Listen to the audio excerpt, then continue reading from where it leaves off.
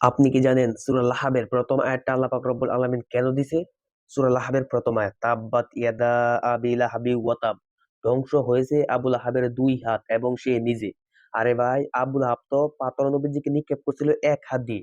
তাহলে আল্লাহ পাক রব্বুল আলামিন দুনো হাত কেন ধ্বংস করছে? ইয়াদা, ইয়াদা মানে কি দুই হাত। আর ইয়াদুম যদি দিত তাহলে এক হাত। আল্লাহকে দিছে ইয়াদা।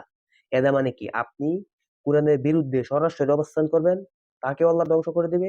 আর যে পিছন দরজা দিয়ে সাহায্য করবে তাকেও আল্লাহ পাক রব্বুল আলামিন ধ্বংস করে দিবে। কারণ আবু লাহাব যখন এক হাতে পাথর নিক্ষেপ করেছিল, তখন আরেক হাত তাকে শক্তি দিয়ে সাহায্য দিছে।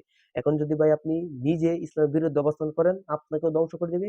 আর যে পিছন দরজা দিয়ে সাহায্য করবে তাকেও ধ্বংস করে দিবে। কারণ সূরা লাহাবের প্রথম আয়াত কিয়ামত পর্যন্ত থাকবে ভাই। ইয়াদা, এই ইয়াদা শব্দ কিয়ামত পর্যন্ত থাকবে ভাই।